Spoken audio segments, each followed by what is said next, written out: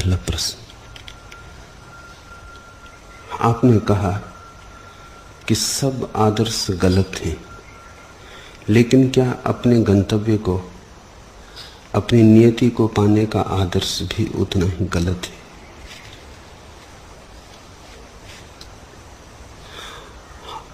आदर्श गलत है। किस बात को पाने का आदर्श से कोई भेद नहीं पड़ता। आदर्श का अर्थ है भविष्य में होगा, आदर्श का अर्थ है कल होगा, आदर्श का अर्थ है आज उपलब्ध नहीं है। आदर्श स्थगन है भविष्य के लिए। जो तुम्हारी नियति है उसे तो आदर्श बनाने की कोई भी जरूरत नहीं, वह तो होकर ही रहेगा, वह तो हुआ ही हुआ है। नियति का अर्थ है जो तुम्हारा स्वभाव है। इस क्षण जो पूरा का पूरा तुम्हें उपलब्ध है वही तुम्हारी नियति है। सब आदर्श नियति विरोधी है। आदर्श का अर्थ ही ये होता है कि तुम वह होना चाहते हो जो तुम पाते हो कि हो ना सकोगे। गुलाब तो गुलाब हो जाता है, कमल कमल हो जाता है। कमल के हृदय में कहीं कोई आदर्श नहीं है कि मैं कमल बनूं। अगर कमल कमल बनना चाहे तो पागल होगा, कमल नहीं हो पाएगा। जो तुम हो वह तो तुम हो ही, बीज से ही हो,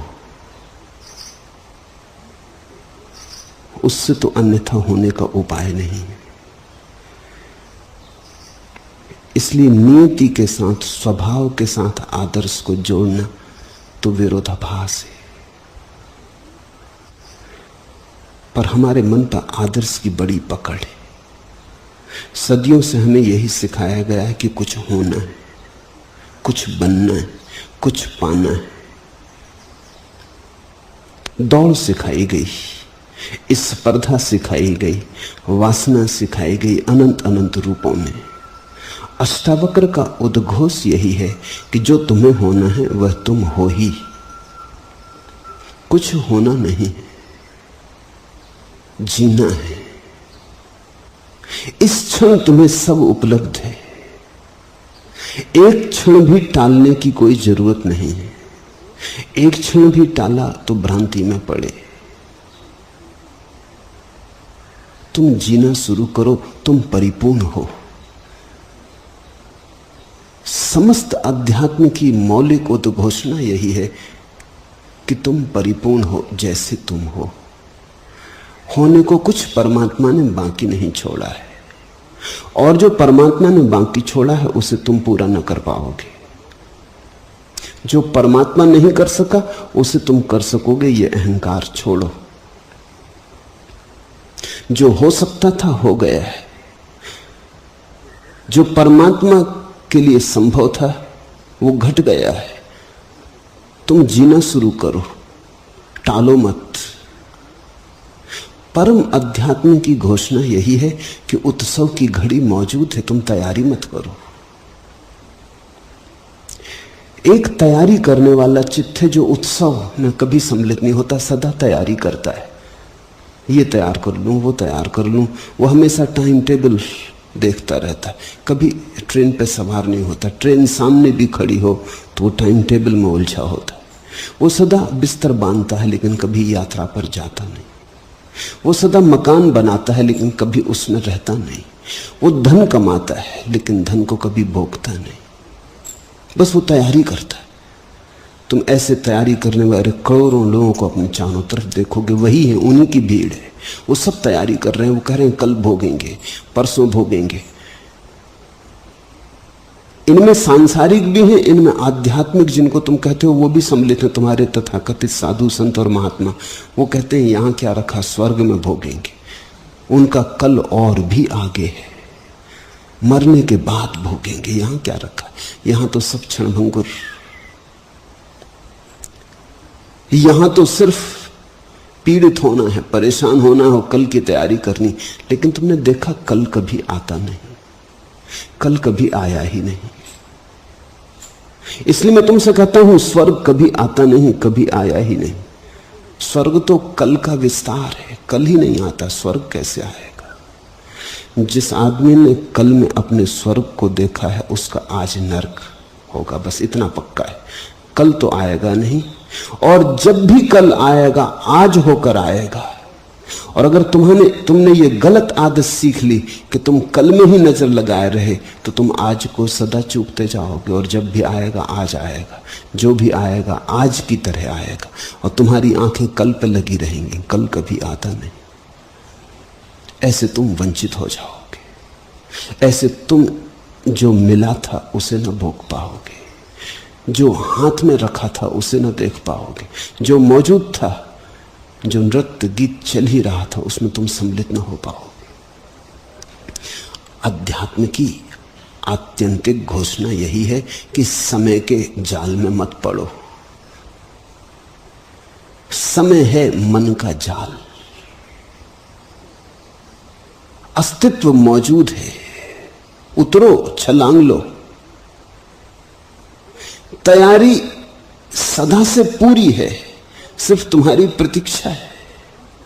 तुम नाचो, तुम ये मत कहो कि कल नाचेंगे, और तुम ये मत कहो कि आंगन टेढ़ा है, नाचे कैसे। जिसे नाचना आता है वो टेढ़े आंगन में भी नाच लेता है, और जिसे नाचना नहीं आता, आंगन कितना ही सीधा चौकोर हो जाए तो भी नाच ना पाएगा। मुल्ला नसरुद्दीन की आंखें खराब हो गई थी तो वो इलाज कराने गया। डॉक्टर से पूछने लगा कि क्या मेरी आंखों के ऑपरेशन के बाद मैं पढ़ने में समर्थ हो जाऊंगा? डॉक्टर ने कहा निश्चित, ये जाली है, इसे हम काट देंगे आंख से, तुम पढ़ने में समर्थ हो जाओगे। मुल्ला ने कहा धन्यवाद भगवान का, क्योंकि मैं कभी पढ़ना लिखना सीखा नहीं। अगर पढ़ना लिखना आता ही नहीं तो आंख की जाली कटने से पढ़ना नहीं आ जाएगा। अगर नाचना आता ही नहीं तो तुम स्वर्ग में भी रोओगे। तुम्हें रोना ही आता है, तुम स्वर्ग में भी बैठ के पोथा पुराण खोल के सोचोगे कि अब आगे क्या है। तुम स्वर्ग में भी कहोगे क्या रखा है यहां, क्योंकि तुमने एक ही गणित और एक ही तर्क सीखा है कि यहां तो कुछ भी नहीं रखा है, सदा वहां कहीं और है जीवन बरस रहा, यहां तो बस मौत है। तुम जैसा तर्क पकड़े हो, अगर किसी भूल चूक से तुम स्वर्ग पहुंच जाओ तो तुम उसे नर्क में रूपांतरित कर लोगे। तुम्हें हर चीज को नर्क बनाने की कला आती, और उस कला का सबसे महत्वपूर्ण सूत्र यही है कि आज को मत देखना, कल की आशा रखना।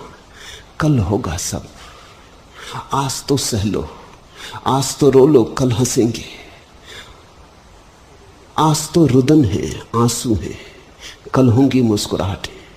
लेकिन कल जब तक आएगा तब तक रोने का अभ्यास भी सघन हो रहा है, इसे याद रखना। प्रतिपल तुम रो रहे हो, आज तुम रो रहे हो, रोज रोते रोते रोने की कला आती जा रही, आंखें सूजती जा रही, आंसुओं के सिवाय तुम्हारी और कोई कुशलता नहीं है। कल आएगा तुम्हारे द्वार पर, लेकिन इस अभ्यास को तुम अचानक छोड़ थोड़ी पाओगे। कल फिर आज की तरह आएगा, फिर तुम्हारा पूरा तर्क काम करेगा। कल और रो लो। ऐसे ही तुम रोते रहे हो जन्मों जन्मों, ऐसे ही तुम रो रहे हो। अगर ऐसे ही तुम्हें रोना है, रोते रहना है, तो बनाओ आदर्श। मैं तुमसे कहता हूं आदर्श मुक्त हो जाओ। तुम्हें घबराहट होती क्योंकि तुम्हारा चित्त कहता आदर्श मुक्त, तुम्हारा अहंकार कहता आदर्श मुक्त, तो उसका तो मतलब हुआ कि फिर तुम कभी परिपूर्ण न हो पाओगे। मैं तुमसे कहता हूं तुम परिपूर्ण हो, पूर्णता तुम्हें मिली है, वरदान है, भेंट है परमात्मा की। अगर परमात्मा पूर्ण है तो उससे अपूर्ण पैदा हो ही नहीं सकता। और अगर परमात्मा से अपूर्ण पैदा हो रहा है तो तुम एक बात पक्की मानो कि तुम अपूर्ण से पूर्ण की कोई संभावना नहीं। थोड़ा सोचो तो हिसाब क्या हुआ। पूर्ण से अपूर्ण पैदा हो रहा है, पहले तो ये बात गलत। पूर्ण से पूर्ण ही पैदा होता है। उपनिषद कहते हैं पूर्ण से पूर्ण निकाल लो तो भी पीछे पूर्ण शेष रह जाता है। पूर्ण से तुम अपूर्ण तो निकाल ही ना सकोगे, पाओगे कहां अपूर्ण। और फिर अब एक तो तुमने ये भ्रांति पाल रखी है कि पूर्ण से अपूर्ण हो सकता है। अब दूसरी भ्रांति इस भ्रांति से पैदा हो रही कि अब इस अपूर्ण को पूर्ण होना है, अब अपूर्ण चेष्टा करेगा पूर्ण होने की। थोड़ा सोचो, अपूर्ण की सब चेष्टाएं अपूर्ण रहेंगी और अपूर्ण से पूर्ण को निकालने का कोई उपाय नहीं। अगर तुम सही हो तो नरक ही एकमात्र सत्य है, अगर मैं सही हूं तो स्वर्ग हो सकता है। चुनाव तुम्हारा है और तुम्हारी जिंदगी है और तुम्हें चुनना है। मैं तुमसे कहता हूं, भोगो जीवन को इस क्षण, नाचो, गुनगुनाओ, आनंदित हो। ये आनंद का अभ्यास सघन होगा, किसी आनंद के अभ्यास की सघनता में कल भी आएगा। और तुम आज में ही रस लेना सीख लोगे तो कल भी तुम रस लोगे और रस धार बहेगी, परसों भी आएगा। तब तक तुम्हारा रस का अभ्यास और गहन हो जाएगा, तुम और रस से भर जाओगे, तुम और मुग्ध मतवाले, तुम्हारे रोए रोए में मदिरा फैल गई होगी। परसों भी आएगा, तुम और नाचोगे और गुनगुनाओगे, धीरे धीरे तुम पाओगे तुम्हें नाचना आ गया। अब आंगन टेढ़ा हो कि चौकोर, आंगन हो कि ना हो, अब तुम नाच सकते हो। अब तो तुम बैठे भी रहो शांत तो भी भीतर नृत्य चलता है। अब तो तुम ना भी बोलो तो भी गीत उठते। अब तो तुम कुछ भी ना करो तो भी कमल खिलते चले जाते। नियति स्वभाव का इतना ही अर्थ है जो अपने से हो रहा है, और जो अपने से होगा जिसे करने के लिए चेष्टा की जरूरत है वो तुम्हारी नियति नहीं। चेष्टा का अर्थ ही ये होता है कि कुछ नियति के विपरीत करने चले हो। तुमने कुछ अपनी योजना बनाई, जो परमात्मा ने तुम्हें ब्लूप्रिंट दिया, जो परमात्मा ने तुम्हें जीवन की दिशा दी, गंतव्य दिया, उससे अन्यथा तुमने कोई योजना बनाई और इसलिए तो तुम्हारी योजना कभी पूरी नहीं होती। सदा तुम्हारी योजना टूटती है, पराजित होती है। तुम परमात्मा से लड़ के जीत ना सकोगे। उससे जीतने का एक ही रास्ता है, उससे हार जाना। प्रेम में हार ही विजय, प्रार्थना में भी वही बात है। प्रार्थना में भी हार विजय है। तुम हारो, तुमने कब से बांध रखे आदर्श, क्या करोगे? और इतना भी तुम नहीं देखते कि जीवन भर आदर्श की चेष्टा करके तुम उपलब्ध क्या कर पाते हो। मैं देखता हूं कोई ब्रह्मचर्य का आदर्श बनाए बैठा है, सब तरह से अपने को कसता है, दीवानें बनाता है, बाधाएं खड़ी करता है, छाती पे पत्थर अटकाता है ताकि किसी तरह वासना ना उठे। लेकिन जितनी चेष्टा करता है उतना ही वासना से भरता चला जाता है। वासना मालूम होती परमात्मा की है और ब्रह्मचर्य तुम्हारा है। वासना तो तुम्हें मिली है, ब्रह्मचर्य तुम ला रहे हो। वासना तो स्वाभाविक प्राकृतिक है, ब्रह्मचर्य आदर्श है। मैं ये नहीं कह रहा हूं कि ब्रह्मचर्य फलित नहीं होता, फलित होता है, लेकिन ऐसे ही फलित होता है जैसे वासना फलित हुई है। तुम छोड़ो परमात्मा पर, तुम सहज भाव से बहे चले जाओ, वो जहां ले चले, कभी अंधेरे कभी उजेले, कभी आंसुओं में कभी मुस्कुराहटों में, तुम चले चलो। तुम निष्ठा रखो, तुम वासना में भी यही ख्याल रखो, प्रभु की मर्जी, उसने जो चाहा है हो रहा है। तुमने तो वासना पैदा नहीं की। एक महात्मा मेरे पास आए और कहने लगे बस वासना से छुटकारा करवा दें। मैंने कहा तुमने पैदा की? उन्होंने कहा कि नहीं, मैंने तो पैदा नहीं की। मैंने कहा जो तुमने पैदा नहीं की उसे तुम मिटा ना सकोगे, जो तुमने पैदा की है उसे तुम मिटा सकते हो। तुम पत्नी को छोड़ के भाग सकते हो क्योंकि पत्नी तुमने चुनी है, बनाई है, लेकिन वासना छोड़ के कहां भागोगे? जहां जाओगे वासना रहेगी। तुम स्त्रियों से आंख बंद कर ले सकते हो, तुम आंख फोड़ ले सकते हो। स्त्रियों को देखो न देखो, इससे कुछ फर्क ना पड़ेगा। वासना को कैसे मिटाओगे? अंधा भी वासना को देखता रहता है। तुमने सुनी सूरदास की कथा है, मुझे ठीक नहीं मालूम पड़ती, सच नहीं मालूम पड़ती, क्योंकि कथा ऐसी बेहूदी है कि सूरदास का सारा मूल्य खराब हो जाता है। सूरदास जैसे कीमती मनुष्य के जीवन में ऐसी घटना घट सकती, ये मैं मानने को राजी नहीं। घटी हो तो सूरदास दो कौड़ी की, न घटी हो तो ही सूरदास में कुछ मूल्य है। कथा कहती है कि सूरदास ने एक सुंदर युवती को देखा और वो चल पड़े उसके पीछे, उसके द्वार पर भिक्षा मांगी, फिर रोज रोज भिक्षा मांगने जाने लगे। फकीर हैं, अपने लिए एक तारा गीत गुनगुनाते रहते हैं, लेकिन सब गीत अब उस स्त्री की तरफ समर्पित होने लगे। घबराहट पैदा हुई तो कहते हैं अपनी आंखें फोड़ डाली। सूरदास उस दिन हुए, आंखें फोड़ ली, अंधे हो गए, क्योंकि सोचा कि जो आंखें भटका रही हैं, इन आंखों से क्या संग साथ। ये कहानी जरूर ना समझो ने गढ़ी होगी, क्योंकि आंखें फोड़ लेने से वासना से कहीं मुक्ति होती। आंखें फोड़ लेने से तो वासना बाहर दिखाई पड़ती थी, अब भीतर दिखाई पड़ने लगेगी। तुम कभी सोचो, एक सुंदर स्त्री जाती हो रास्ते से, घबराहट में आंखें बंद कर लो, साधु महात्मा हो जाओ, तो आंखें बंद करके क्या स्त्री का रूप खो जाता है, और सुंदर होकर प्रकट होता है, और सुगंधित होकर प्रकट होता है। वो साधारण सी स्त्री जो खुली आंख से देखते तो शायद उससे छुटकारा भी हो जाता। कौन स्त्री कौन पुरुष इतना सुंदर है कि अगर ठीक से देखो तो छुटकारा ना हो जाए, अगर गौर से देखते तो मुक्त भी हो जाते। अब आंख बंद करके तो बड़ी मुश्किल हो गई। अब तो स्त्री अप्सरा हो गई, सपना बन गई। तुमने ख्याल किया तुम्हारे सपनों में जैसी सुंदर स्त्रियां होती, ऐसी सुंदर स्त्रियां जगत में नहीं। इसलिए तो कवि बड़े अतृप्त रहते हैं, क्योंकि वो जैसी कल्पना कर लेते हैं स्त्रियों की, वैसी स्त्रियां कहीं मिलती नहीं।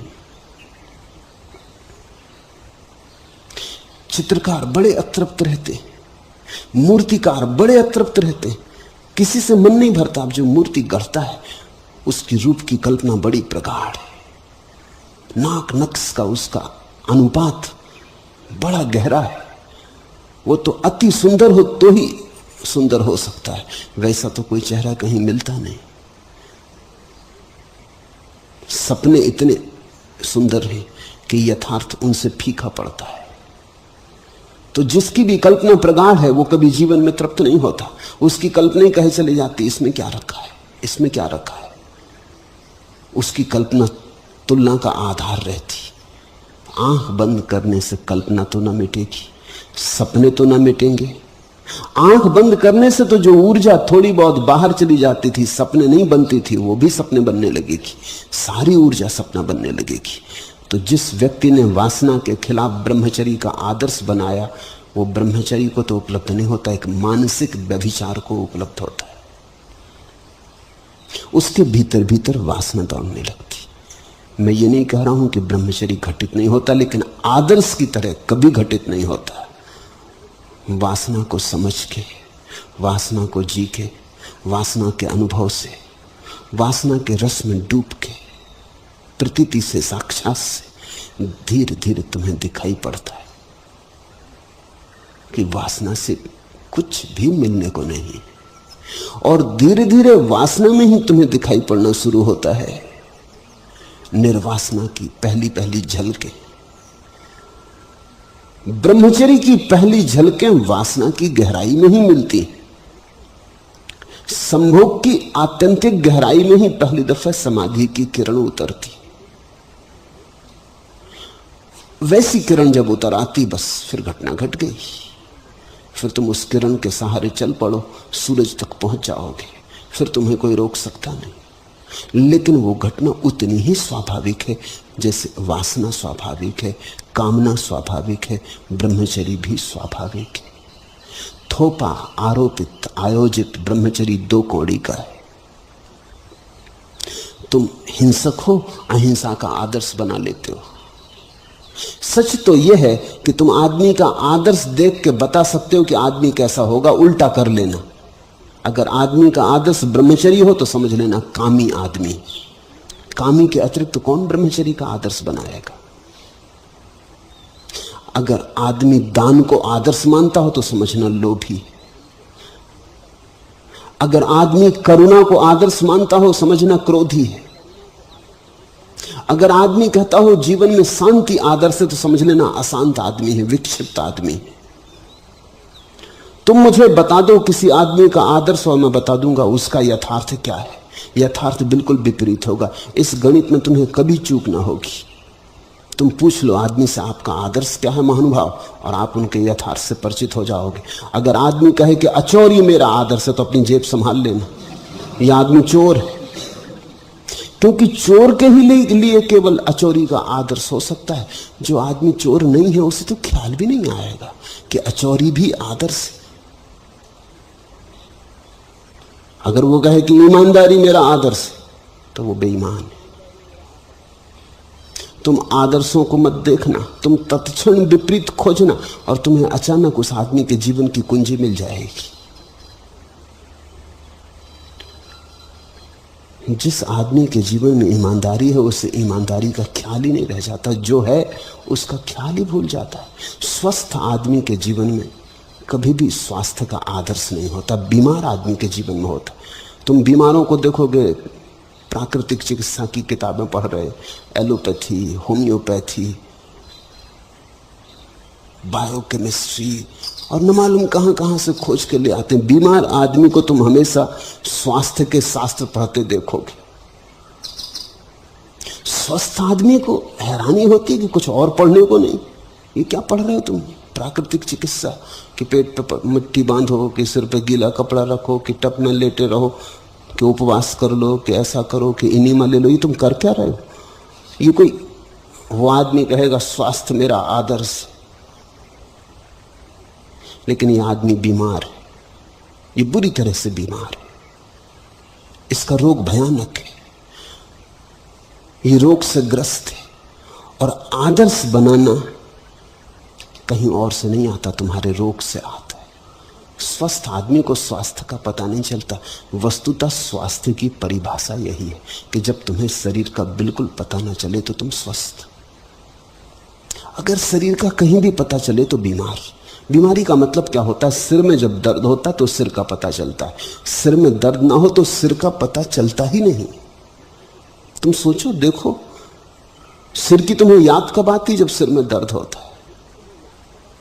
अगर कोई आदमी 24 घंटे सिर के संबंध में सोचने लगे तो समझना कि सिर उसका रुग नहीं। पैर में कांटा गड़ता तो पैर का पता चलता है, जूता काटता है तो जूते का पता चलता है। अगर जूता काटता ना हो तो जूते का पता चलता है। जिस चीज से पीड़ा होती है उसका हमें पता चलता है। जब पता चलता है तो उससे विपरीत को हम आदर्श बनाते। आदर्श रुग्ण चित्त के लक्षण है। स्वस्थ व्यक्ति आदर्श नहीं बनाता, जो स्थिति है उसको समझने की कोशिश करता है, उसको जीने की कोशिश करता है ध्यानपूर्वक, होशपूर्वक, और उसी होश से स्वास्थ्य फलित होता है, उसी होश से ब्रह्मचर्य फलित होता है, करुणा फलित होती। तुम अपने क्रोध को समझो, क्रोध को जियो, करुणा अपने आप आ जाएगी। आदर्श मत बनाओ। तुम अपनी काम वासना को पहचानो, दिया जलाओ होश का। तुम काम वासना में होशपूर्वक जाओ। ऐसे डरे डरे, सकुचाते, परेशान, घबराए हुए, तने हुए, नहीं जाना और जाना पड़ रहा है, ऐसे अपराध में डूबे हुए मत जाओ। इसमें कुछ सार ना होगा। सहज भाव से जाओ। प्रभु ने जो दिया है अर्थ होगा, जो समग्र में उठ रहा है उसमें अर्थ होगा। तुम यहां होते नहीं अगर वासना ना होती, न तुम्हारे महात्मा होते, न ब्रह्मचर्य का उपदेश देने वाले होते। वो सब वासना के ही फल हैं। तो जिस वासना से बुद्ध जैसे लोग पैदा होते, उस वासना को गाली दोगे? जिस वासना से महावीर जैसे फल लगते, उसको गाली दोगे? जिस वासना से अष्टावक्र जन्मते, तुम उसे गाली देते थोड़ा संकोच नहीं करते?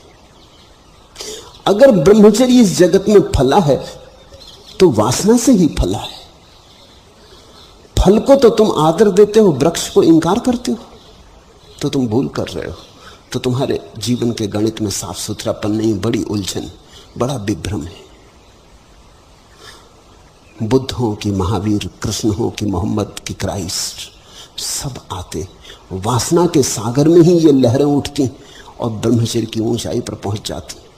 सागर को धन्यवाद दो, विरोध मत करो। जब मैं कहता हूं सभी आदर्श खतरनाक हैं तो मेरा मतलब इतना ही है कि जीवन पर्याप्त है, इसके ऊपर तुम और आदर्श मत थोपो। जीवन में गहरे उतरो, जीवन की गहराई में ही तुम उन मणियों को पाओगे जिनको तुम चाहते हो। वासना में उतर के मिलता है ब्रह्मचर्य।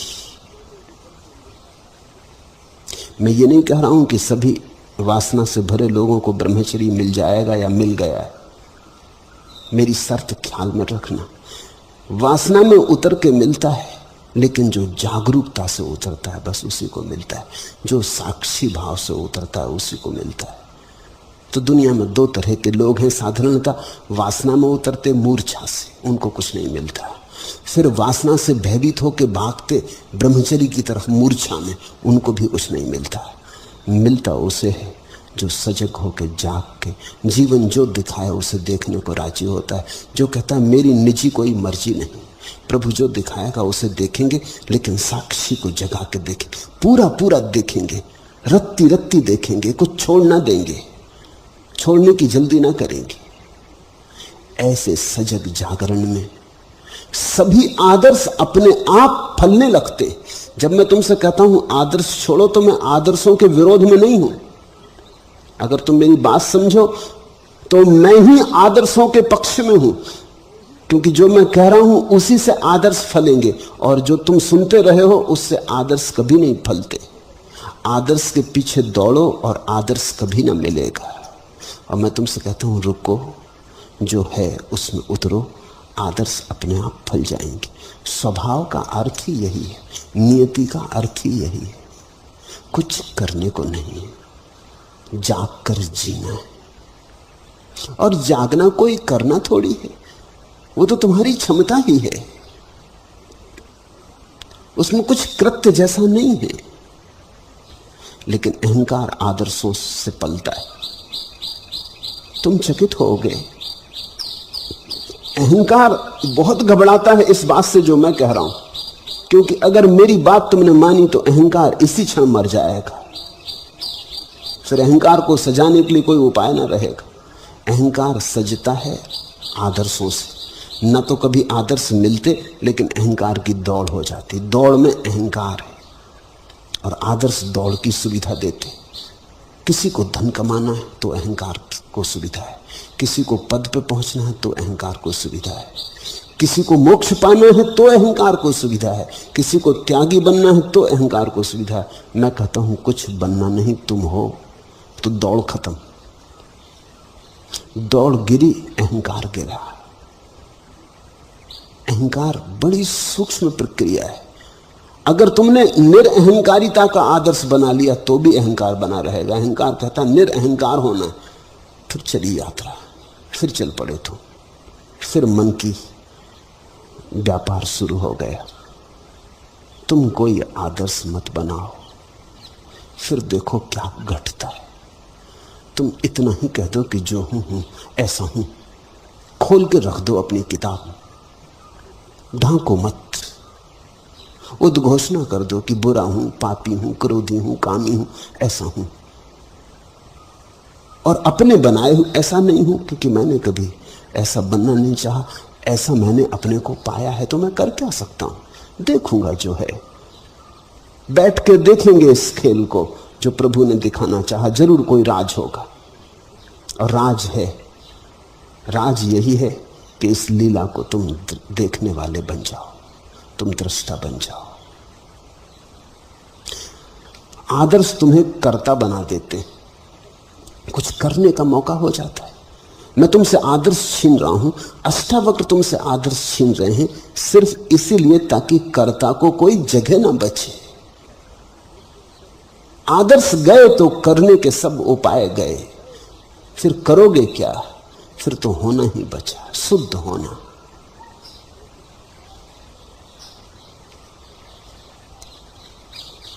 आदर्श से सावधान रहना।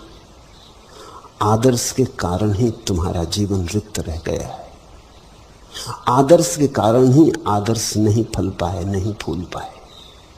अगर सच में ही तुम चाहते हो कि आदर्श तुम्हारे जीवन को भर दें, तो आदर्शों को बिल्कुल भूल जाओ और जीवन के साक्षी हो जाओ।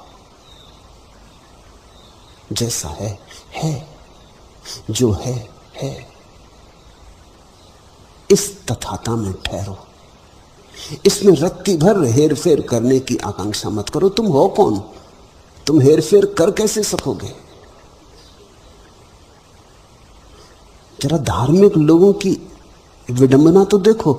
एक तरफ कहते हैं उसके बिना हिलाए पत्ता नहीं हिलता, और ये महात्मा बन रहे हैं उसके बिना हिलाए। इनसे थोड़ा पूछो कि जब उसके बिना हिला पत्ता नहीं हिलता तो ये पापी कैसे हिलेगा? जब वो हिलाएगा हिलेंगे। जब तक नहीं हिलाता तो जरूर कोई राज होगा, स्वीकार करेंगे। अगर दुख दे रहा है तो जरूर मांझने के लिए दे रहा होगा। अगर कामना दी है तो जरूर जलने के लिए दी होगी। इसी आग से गुजर के निखरेगा रूप, तो स्वीकार करेंगे। पत्ता नहीं हिलता उसके बिना आज्ञा के।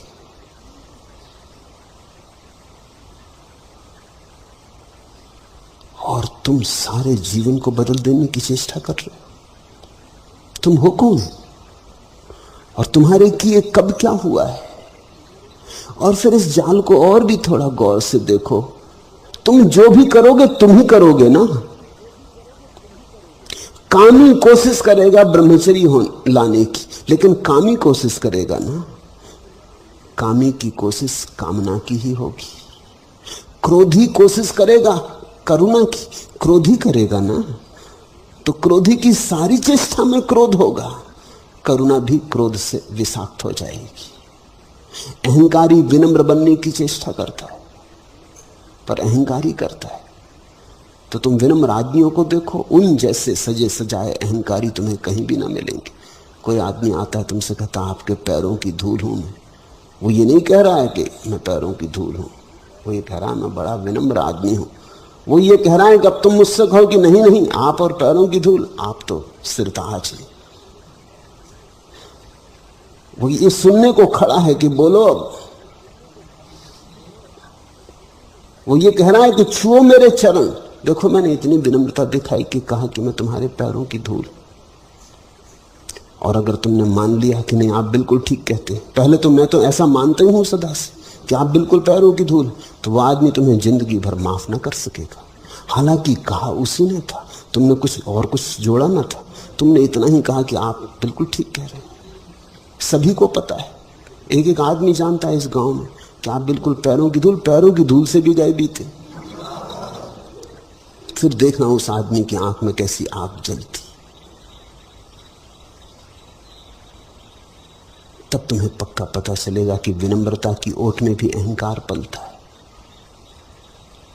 लेकिन स्वाभाविक है, अहंकार ही विनम्र होने की कोशिश कर रहा, अन्यथा होगा भी कैसे।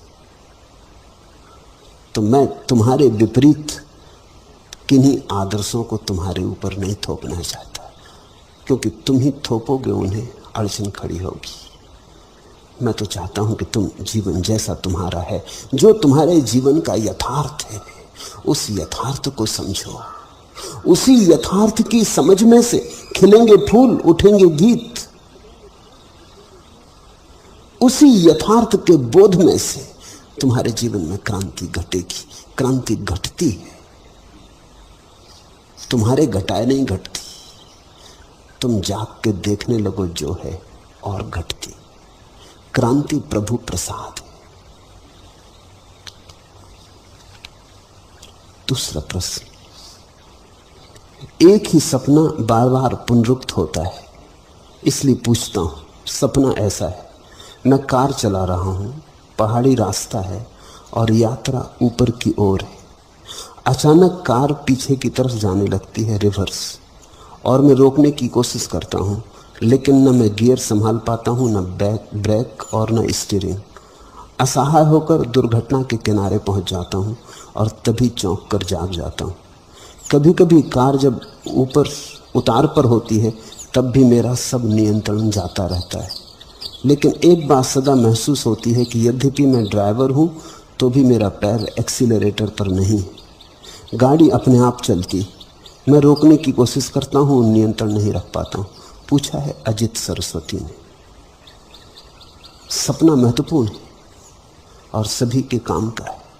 और अभी अभी जो मैं पहले प्रश्न के उत्तर में कह रहा था उससे जुड़ा हुआ है, उसी संदर्भ में समझने की कोशिश करें।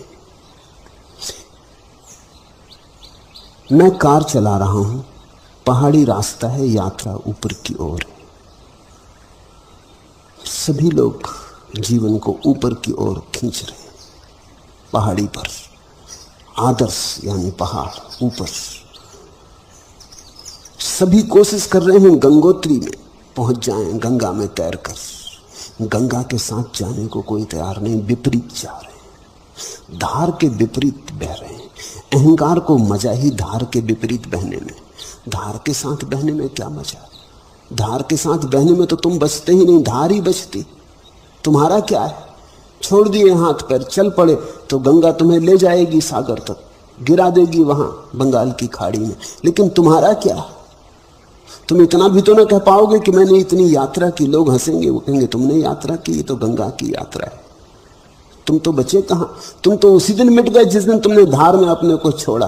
तुम तो बच सकते थे एक ही तरकीब से कि लड़ते धार से, जाते ऊपर की तरफ, उल्टे बहते, विपरीत करते कुछ। तो देखना तुम्हारा त्यागी, तुम्हारा महात्मा महत रूप से अहंकारी हो जाता। वो धारे के विपरीत बह रहा है। वो तुमसे कहता तुम क्या हो? क्षुद्र मनुष्य, पापी, काम वासना में पड़े हो। देखो मुझे, ब्रह्मचर्य साध रहा हूं। तुम हो क्या? जमीन के कीड़े, लोभ में पड़े हो, क्रोध में पड़े हो, क्षुद्र क्षणभंगुर में पड़े हो। मुझे देखो, विराट की तलाश कर रहा हूं। तुम जरा अपने महात्माओं को जाके गौर से तो देखना, उनकी आंख में ही तुम्हारी निंदा है, उनके व्यवहार में तुम्हारी निंदा है, उनके उठने बैठने में तुम्हारी निंदा है। वो धारे के विपरीत जा रहे हैं। उन्होंने अहंकार छोड़ने की कोशिश की, वासना छोड़ी, क्रोध छोड़ा, धन छोड़ा, परिवार छोड़ा, सब छोड़ा। तुम क्या कर रहे हो? तुम साधारण भोगी, तुम गंगा में बह रहे हो। तुम्हें भी लगता है कि बात तो ठीक है, हम कर क्या रहे हैं? इसलिए तुम भी महात्माओं के चरण छूते हो। महात्माओं के चरण छूने में तुम इतना ही कहते हो कि करना तो हमको भी यही है, कर नहीं पा रहे, मजबूरियां हैं, हजार झंझटें, घर द्वार, बाल बच्चे, पाल ली उलझन, कर नहीं पा रहे। लेकिन आपको देख के प्रसन्नता होती कि चलो कोई तो कर रहा है। तुम कोई आदमी शीर्षासन लगाए खड़ा हो तो रुक के देखने लगते हो। पैर के बल खड़े आदमी को कौन देखता है? वो कुछ उल्टा कर रहा है। कांटों पे कोई आदमी सोया हो तो लोग फूल चढ़ाने लगते, लेकिन तुम अच्छी सैया लगा के और लेट जाओ, कोई फूल ना चढ़ाएगा। उल्टे लोग पत्थर मारने लगेंगे कि ये क्या लगा है बीच में बाजार में उपद्रव किया हुआ है, बिस्तर अपने घर में लगाओ। लेकिन कांटों की सैया पर कोई सो जाए तो लोग फूल चढ़ाते। अच्छे बिस्तर पर, शानदार बिस्तर को लगा के कोई लेट जाए तो लोग पत्थर मारते। क्या मामला क्या है? आदमी उल्टे में रस लेता मालूम होता है, क्योंकि उल्टे में पता चलता है कि कोई कुछ कर रहा है। मैं कार चला रहा हूं, पहाड़ी रास्ता है और यात्रा ऊपर की ओर है। सभी यही कर रहे हैं, यही सबका सपना और यही सबकी जिंदगी है। और तुम्हारी जिंदगी इस सपने से भिन्न नहीं है। अचानक कार पीछे की तरफ जाने लगती है, रिवर्स, और मैं रोकने की कोशिश करता हूं। ऐसे मौके जीवन में बहुत बार आएंगे कि तुम तो ले जाना चाहते हो पहाड़ की चोटी पर, लेकिन जीवन की घटनाएं तुम्हें पीछे की तरफ ले जाने लगती। तब घबराहट पैदा होती। तुम तो जाना चाहते हो गंगोत्री की तरफ, और गंगा जा रही है सागर की तरफ, वो तुम्हें सागर की तरफ ले जाने लगती है। कई दफे तुम थक जाते, कई दफे तुम हार जाते। स्वाभाविक के विपरीत कब तक लड़ोगे? अगर कार को ऊपर ले जाना हो तो पेट्रोल चाहिए, नीचे लाना हो तो पेट्रोल की कोई भी जरूरत नहीं। तुम पेट्रोल बंद कर दो, कार अपने से चली आएगी, क्योंकि नीचे आना स्वाभाविक है। ग्रेविटेशन, जमीन की कशिश खींच लेती, ऊपर जाना अस्वाभाविक है, इसलिए बड़ी शक्ति की जरूरत पड़ती। तो हजार मौके आएंगे जीवन में जब तुम अचानक पाओगे कार पीछे की तरफ सरकने लगी। और जब भी ऐसे मौके आएंगे तुम रोकने की कोशिश करोगे, क्योंकि ये तो तुम्हारे अहंकार के बिल्कुल विपरीत हो रहा है, ये तो तुम्हारे संकल्प के विपरीत हो रहा है, ये तो तुम्हारी हार हुई जाती, ये तो तुम पराजित होने लगे, ये तो विफलता आ गई। और मैं रोकने की कोशिश करता हूं, लेकिन ना मैं गियर संभाल पाता हूं, न ब्रेक और न स्टीयरिंग। ये मेरे पास रहने का परिणाम है अजित सरस्वती। अब ये संभलेगा नहीं। अब ना तो तुम गियर संभाल पाओगे, न ब्रेक संभाल पाओगे, न स्टीयरिंग, क्योंकि मेरा सारा प्रयोजन तुम्हें समझाने का इतना ही है कि जीवन के साथ एक रस हो जाओ, जहां जीवन ले जाए वहीं चलो, वहीं मंजिल है। तो अब तुम सपने में भी ना रोक पाओगे, ये शुभ है। रोक लेते तो दुर्घटना थी। ये शुभ है कि अब सपने में भी तुम रोक नहीं पाते।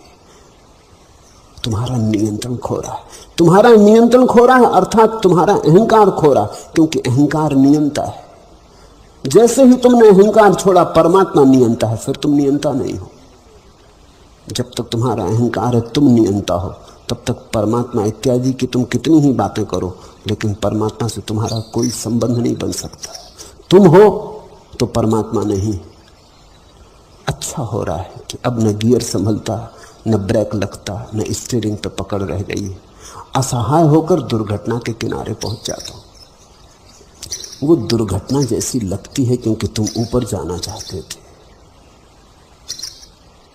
ख्याल रखना, कौन सी बात दुर्घटना है, घटना पर निर्भर नहीं होता, तुम्हारी व्याख्या पर निर्भर होता है। तुम जो करना चाहते थे उसके विपरीत हो जाए तो दुर्घटना है, तुम जो करना चाहते थे उसके अनुकूल हो जाए तो सौभाग्य, फिर दुर्घटना नहीं।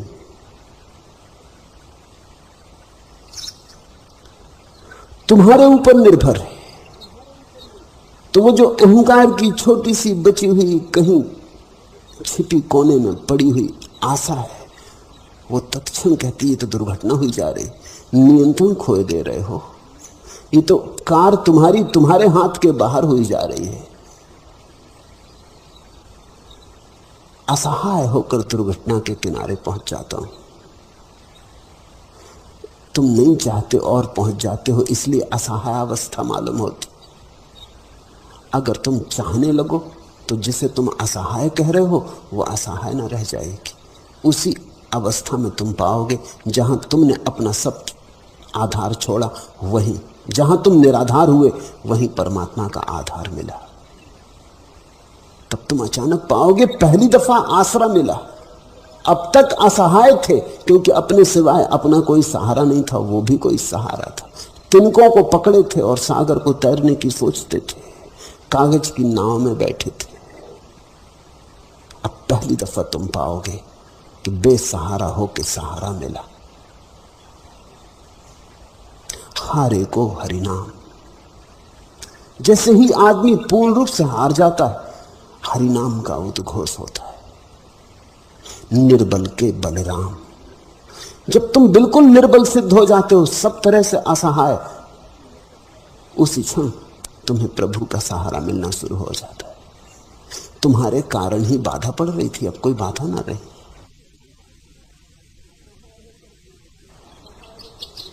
असहाय होकर दुर्घटना के किनारे पहुंच जाता हूं और तभी चौंक कर जाग जाता हूं। वहीं जागने की घटना घटेगी जहां अहंकार बिल्कुल असहाय होकर गिर जाता है। ये सपना सुंदर है, ये सपना बड़ा सार्थक है, इसका एक एक प्रतीक मूल्यवान है। इसलिए ये बार बार दोहरा होगा, क्योंकि ये सपना ही नहीं है, ये अजित की जिंदगी में भी घट रही बात है। सपना तो केवल उसका प्रतिफलन है, सपना तो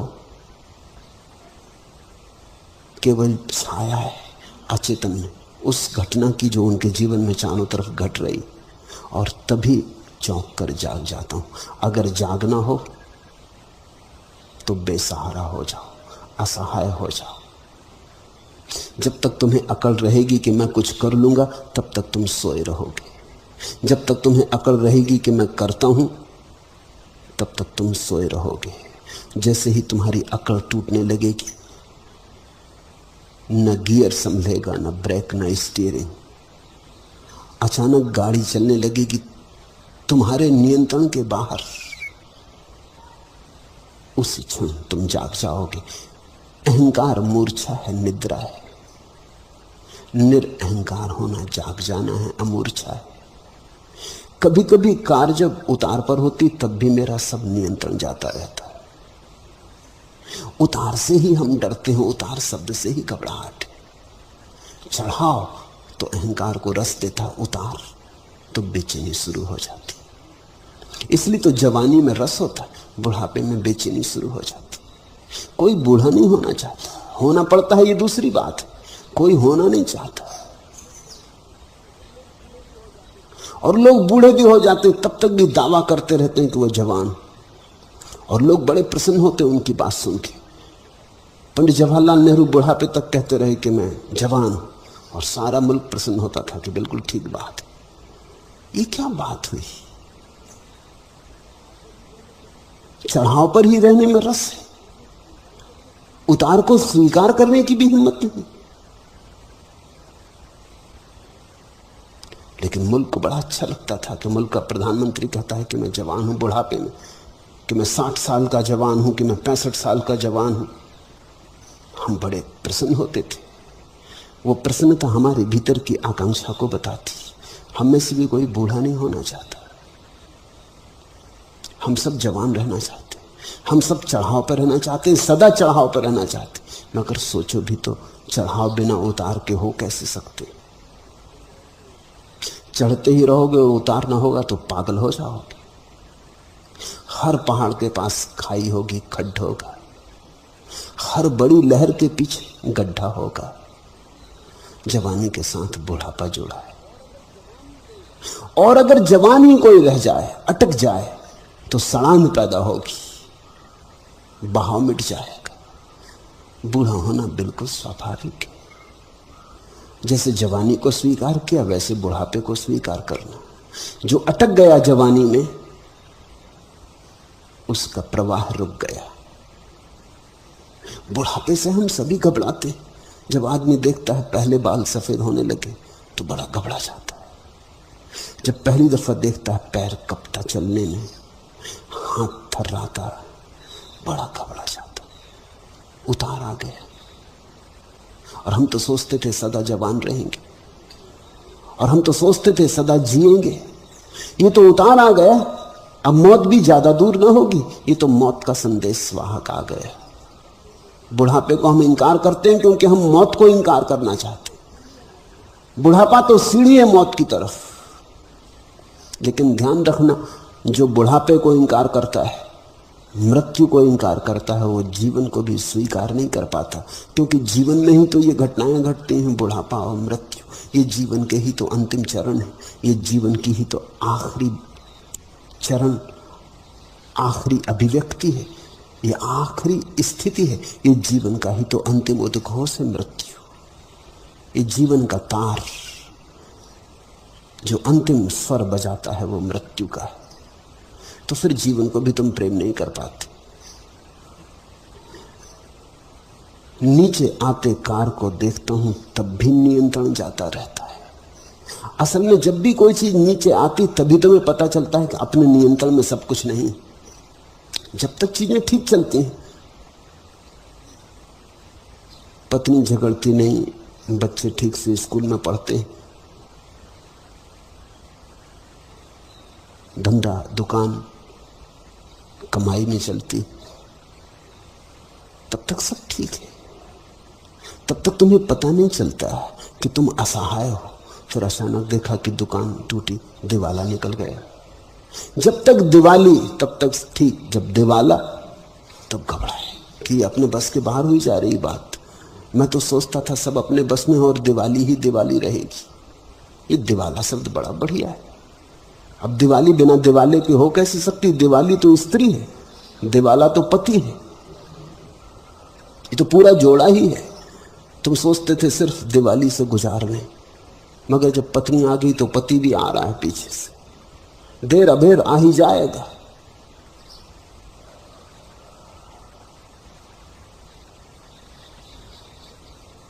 पत्नी ठीक है, कोई झगड़ा झांसा नहीं, सब ठीक चल रहा है, तो तुम सोचते हो बिल्कुल तरंग उठ रही, जीवन बड़ा प्रसन्नता से भरा है, अहंकार मजबूत। जरा सा पत्नी कलह कर देती, जरा सा उपद्रव खड़ा हो जाता कि बस क्षण भर में तुम्हारा सब संगीत खो जाता, सब लय विच्छिन्न हो जाती। तत्क्षण तुम्हें पता चलता, रे ये नाव डूबने वाली। तुमने कभी ख्याल किया, जरा सा झगड़ा हो जाए पत्नी से, तुम सोच लेते हो कहाँ पड़ गए इसकी झंझट में, क्यों विवाह किया, ये मर ही जाए तो बेहतर, या कहीं छूट निकले तो अच्छा। अभी क्षण भर पहले सब ठीक चल रहा था, तब अहंकार तरंगे ले रहा था। अहंकार बड़ा घबराता है पराजय से, उतार से, लेकिन उतार ही मनुष्य को परमात्मा की तरफ लाती। दिवाला ही परमात्मा की तरफ लाता है। अगर तुम जीतते ही चले जाओ तो तुम कभी धार्मिक बनोगे ही नहीं। तुम्हारी जीत में वस्तुतः तुम्हारी नियति की हार है, और जब तुम हारते हो तब पहली दफा तुम्हें अपनी असली स्थिति का पता चलता है। हम इस विराट में एक छोटी सी तरंग है, एक बूंद है सागर में। हमारी जीत क्या, हमारी हार क्या? जीत है तो उसकी, हार है तो उसकी। लेकिन एक बात सदा महसूस होती है कि यदि मैं ड्राइवर होता हूं तो भी मेरा पैर एक्सीलरेटर पर कभी नहीं होता। ये बात ठीक है भी नहीं किसी का पैर एक्सीलरेटर पर। एक्सीलरेटर पर पैर तो परमात्मा का है। तुम्हारी हालत तो वैसी ही जैसे कोई छोटा बच्चा बाप से कहता कार में बैठा कि मुझे चलाने दो, और बाप एक्सीलरेटर पर पैर रखता, ब्रेक पर पैर रखता, स्टीयरिंग भी पकड़े रहता और लड़के को संभलवा देता है स्टीयरिंग, और लड़का बड़ा आकड़ से, बड़ा मजे से, हालांकि वो जो घुमा रहा है वो भी बाप ही घुमा रहा है, और बड़ा प्रसन्न होता है कि गाड़ी चला रहा है। उस वक्त उसका चेहरा देखो, उसकी प्रफुल्लता देखो, वो चारों तरफ देखता है कि लोग देख लें कि गाड़ी कौन चला रहा है। ये जीवन की जो गाड़ी है, इस पे एक्सीलरेटर पर पैर तुम्हारा नहीं, कभी नहीं, न स्टीयरिंग तुम्हारे हाथ में। तुम छोटे बच्चे की भांति हो जो भ्रांति में पड़ गया। गाड़ी अपने आप चलती, गाड़ी अपने आप ही चल रही, तुम्हारे चलाने की जरा भी जरूरत नहीं। तुम नाहक परेशान हो रहे हो, पसीने पसीने हुए जा रहे हो। ये बच्चा नाहक परेशान हो रहा है, ये सोच रहा है गाड़ी ये चला रहा है, अगर न चलाया तो मुश्किल हो जाएगी, बड़ा हार्न बजा रहा है, ये सोच रहा है इसके बिना तो सब अस्त व्यस्त हो जाएगा, सारा अभी दुर्घटना हो जाएगी, कहीं कोई टक्कर हो जाएगी। ये पसीने पसीने हुए जा रहा है, इसे पता नहीं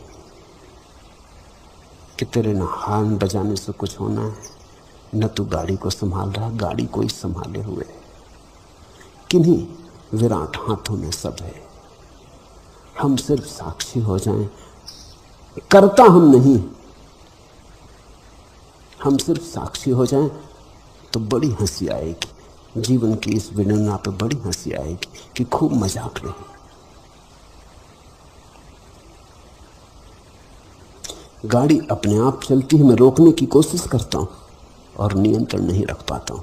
नियंत्रण छोड़ देना ही मेरी देशना है। मैं तुमसे कहता हूं छोड़ो सब नियंत्रण। तुम्हारे हाथ बड़े छोटे हैं, इनसे नियंत्रण हो भी ना सकेगा। तुम छोड़ो प्रभु पर, करने दो उसे नियंत्रण। तुम नहीं थे तब भी ये जगत चल रहा था, फूल खिलते थे, चांद निकलते थे, वर्षा आती, धूप आती। तुम नहीं थे तब भी सब चल रहा था, चांद तारे घूमते, सूरज निकलता। तुम नहीं रहोगे तब भी सब चलता रहेगा। इतना विराट चल रहा है, तुम नाहक इसमें परेशान हो रहे हो। मैंने सुना है एक छिपकली राजा के महल में रहती थी। स्वभावतः राजा के महल में रहती थी तो वो अपने को सम्राट से कम नहीं मानती थी। कोई साधारण छिपकली न थी, गांव की और छिपकलियों में उसका बड़ा समादर था।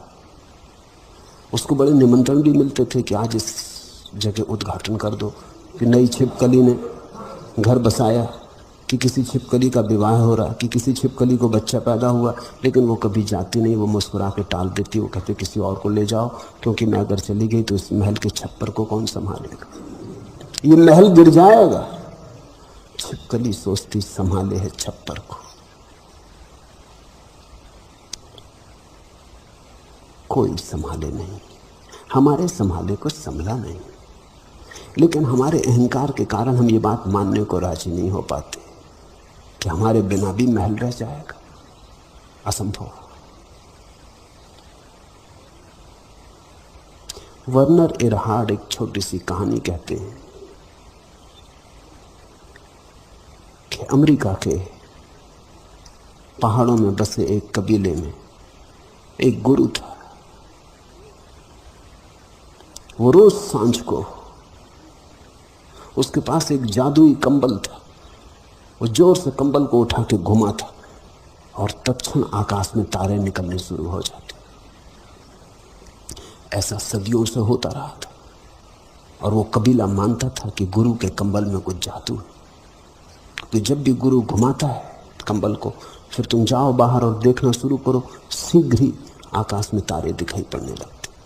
उस गुरु से लोग बहुत डरते थे, क्योंकि खतरनाक मामला, किसी दिन कंबल ना घुमाए, फेंक दे कंबल, कह दे नहीं निकालते तारे तो क्या होगा। फिर ऐसा हुआ कि कोई दूसरे कबीले का चोर गुरु का कंबल एक दफे चुरा के ले गए। अब गुरु बड़ी मुश्किल में पड़े। सबसे बड़ी मुश्किल ये थी, ऐसे तो गुरु को भी यही भरोसा था कि उनके कंबल घुमाने से तारे निकलते। सारा कबीला उदास है कि अब क्या करें, आज क्या होगा। सब अस्त व्यस्त हो गया, लेकिन कुछ अस्त व्यस्त ना हुआ। तारे निकल आए ठीक समय पर। कहते हैं गुरु ने आत्महत्या कर ली, फिर कोई रहने का कोई उपाय नहीं रहा। लोग हंसने लगे, उन्होंने कहा हम भी बड़ी नासमझी में पड़े थे। तारे निकलते ही थे, कंबल से तारों के निकलने का कोई संबंध न था। ये तो कंबल ठीक वक्त पर घुमाते थे। सूरज ढल गया, ठीक समय तय था, तब ये कंबल घुमा देते थे। कंबल के घुमाने और तारों के निकलने में कोई कार्य कारण का संबंध न था। कंबल घुमाओ न घुमाओ, तारे निकलते ही। तुम करो न करो, जो होता है होता है, तुम्हारे किए कुछ भी नहीं।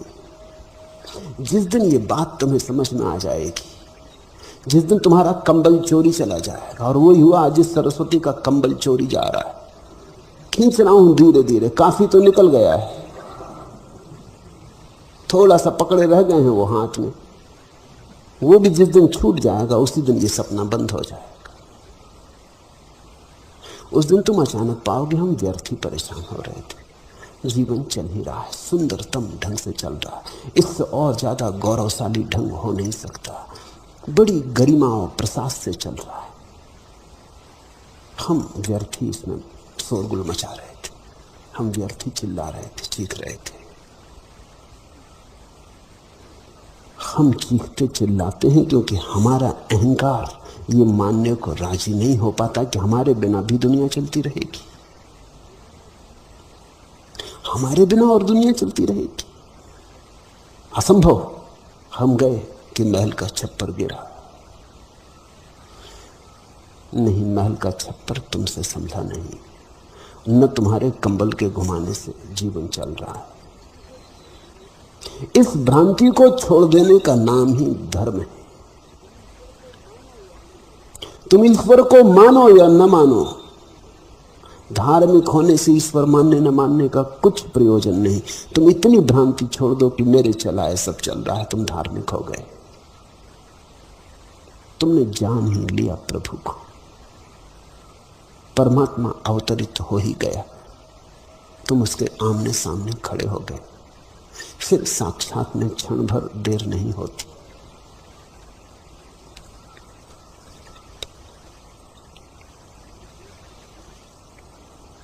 तीसरा प्रश्न, मैंने देश के अनेक आश्रमों में देखा है कि वहां के अंतेवासियों के लिए कुछ न कुछ अनिवार्य साधना निश्चित है जिसका अभ्यास उन्हें नियमित करना पड़ता है, परंतु आश्चर्य है कि यहाँ ऐसा कोई साधन अनुशासन नहीं दिखता। कृपया इस विशिष्टता पर कुछ प्रकाश डालने की अनुकंपा करें। मैं यहाँ मौजूद हूँ, मैं तुम्हारा अनुशासन हूँ। जब मैं न रहूँ तब तुम्हें नियम, व्यवस्था, अनुशासन की जरूरत पड़ेगी। शास्ता हो तो शासन की कोई जरूरत नहीं, जब शास्ता न हो तो शासन परिपूरक है।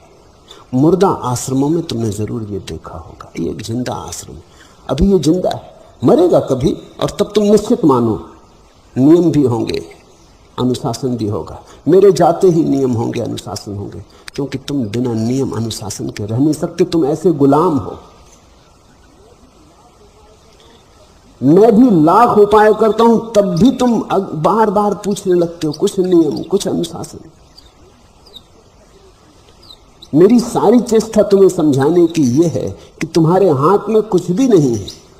क्या अनुशासन, क्या नियम? तुम 5 बजे सुबह उठाओगे तो ज्ञान को उपलब्ध हो जाओगे। किस मूढ़ता में पड़े हो? 5 बजे उठो कि 4 बजे उठो कि 3 बजे उठो, तुम मूढ़ के मूढ़ ही रहोगे। मूढ़ 5 बजे उठे कि 3 बजे, कोई फर्क नहीं पड़ता। घड़ी से तुम्हारे आत्मज्ञान का कोई संबंध नहीं, मगर मूढ़ों को रस मिलता है, उनको कम से कम कुछ सहारा मिल जाता है। मैं उनको कोई सहारा नहीं देता। उनको अगर मैं कह दूं ब्रह्म मुहूर्त में उठो तो ब्रह्म ज्ञान होगा, हालांकि उन्हें तकलीफ होगी उठने में। 5 बजे अड़चन पाएंगे, लेकिन अड़चन में मजा आएगा, क्योंकि अड़चन में लगेगा कार ऊपर की तरफ चढ़ रही। उनको मैं कह दूं रोज सुबह शीर्षासन लगा के खड़े हो जाओ, बुद्धू मालूम पड़ेंगे शीर्षासन करते हुए। कौन आदमी सुंदर मालूम पड़ता है सिर के बल खड़ा, लेकिन तकलीफ भी होगी, गर्दन भी दुखेगी, लेकिन फिर भी उनको रस आएगा। वो कहेंगे चलो कुछ कर तो रहे, मोक्ष की तरफ बढ़ तो रहे। मैं तुमसे कह रहा हूं तुम मुक्त हो। हाँ, तुम्हें अगर आनंद आता हो 5 बजे उठने में, बराबर उठो, लेकिन 5 बजे उठने से मोक्ष मिलेगा इस भ्रांति में मत पड़ना। तुम्हें अगर सिर के बल खड़े होने से रस मिलता हो, बराबर खड़े हो जाओ, मैं तुम्हें रोकता नहीं। लेकिन मैं तुमसे ये नहीं कह सकता हूं कि सिर के बल तुम खड़े हो गए तो संबोधि की घटना घट जाएगी। तुम सस्ती तरकीबें चाहते हो, मैं तुम्हें कोई तरकीब नहीं देता। मेरे रहते इस आश्रम में कोई नियम अनुशासन होने वाला नहीं। मेरे रहते ये आश्रम अराजक रहेगा, क्योंकि अराजकता जीवन का लक्षण है। मैं तुम्हें परिपूर्ण स्वतंत्रता देता हूं कि तुम जो भी होना चाहो और जैसे भी होना चाहो, जागरूकता पूर्वक वही होने में रस लो। पूछा है स्वामी योग चिन्मय ने, बार बार चिन्मय घूम फिर के यही पूछते।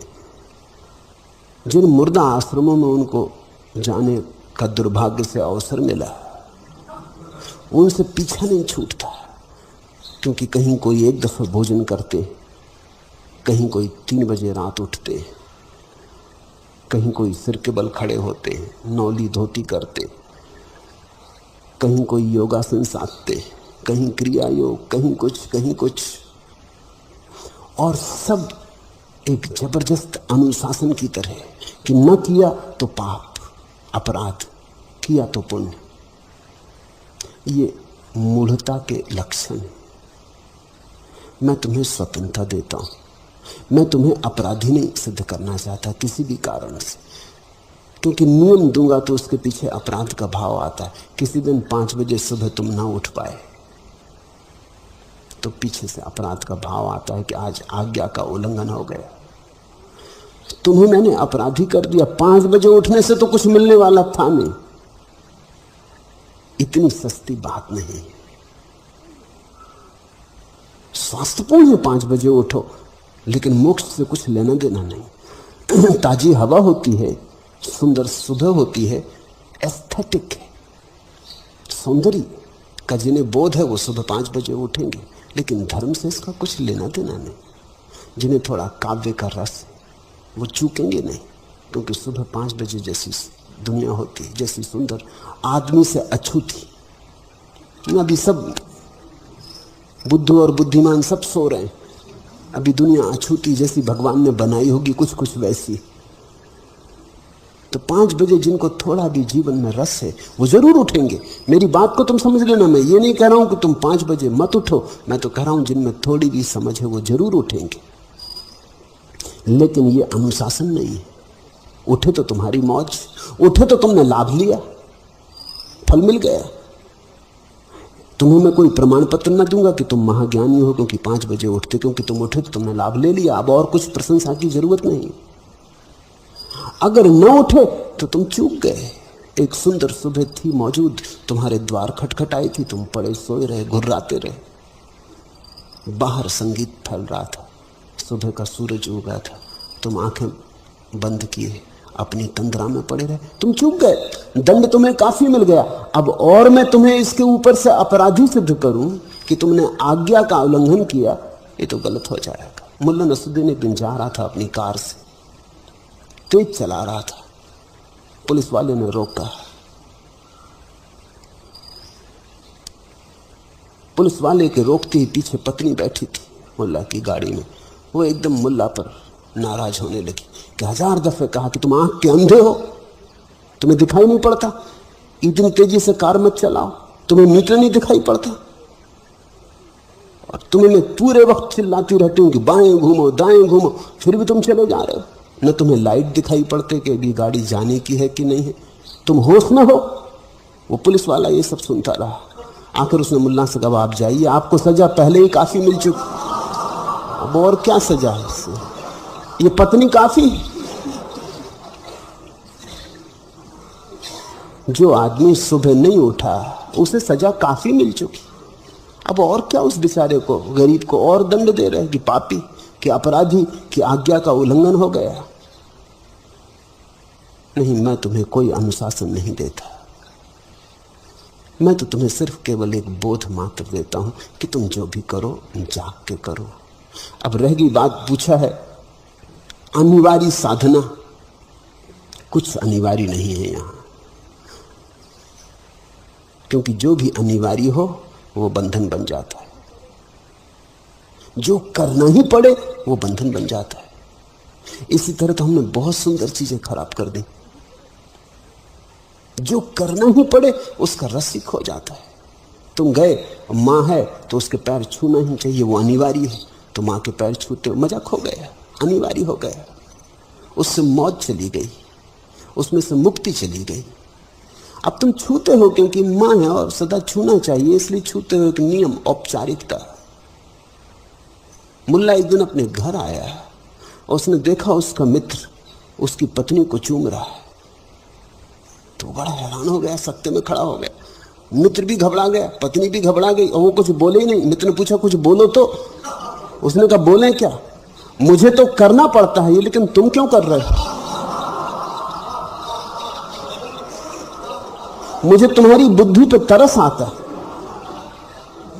खैर मेरी वो पत्नी है तो मुझे करना पड़ता है, इसमें कोई, मगर तुम्हें क्या हुआ? जो करना पड़ता है उसमें से सब रस चला जाता है, वो चाहे पत्नी का चुंबन ही क्यों ना हो। दुलार और प्रेम और आलिंगन भी कष्टपूर्ण मालूम होने लगते हैं अगर करने पड़े, अनिवार्य। मैं एक संस्कृत विद्यालय में शिक्षक था। जब मैं पहले वहां गया तो संस्कृत महाविद्यालय था,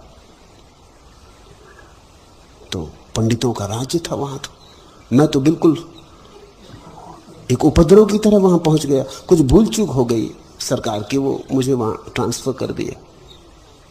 जल्दी उन्होंने फिर सुधार ली, 6 महीने मुझे वहां से हटाया क्योंकि वहां बड़ा उपद्रव शुरू हो गया। वो तो सब पंडित थे और वहां तो उन्होंने बड़ी अजीब हालत कर रखी थी। तो मैं, कोई मेरे पास रहने की जगह न थी, तो छात्रावास में मैं रुका। कोई 70-80 विद्यार्थी छात्रावास में थे, उनको 3 बजे रात उठना पड़ता था, अनिवार्य। संस्कृत महाविद्यालय, कोई इस आधुनिक सदी का तो नहीं, गुरुकुल पुराना। 3 बजे रात उठना, सर्दी हो कि गर्मी, वर्षा हो कि कुछ, 3 बजे तो उठना ही पड़ता। और फिर सबको कुएं पे जाके स्नान करना। मैं भी गया, जब 3 बजे पूरा हासिल उठाया तो मैं भी उठा, मैं भी गया कुएं पे। मुझे लोग तब जानते भी नहीं थे, पहले ही दिन आया था, तो किसी ने मेरी फिक्र भी नहीं की। वो अपने नहा रहे थे और वो गाली दे रहे थे, प्रिंसिपल से लेके परमात्मा तक, माँ बहन की गाली। मैंने सुना ये भी खूब हो रहा। इस गाली गलौज के बाद फिर उनको प्रार्थना करने खड़ा होना पड़ता था, तो किसी तरह प्रार्थना करते। मैंने प्रिंसिपल को कहा कि देखो तुम नरक में सड़ोगे। उसने कहा क्या मतलब?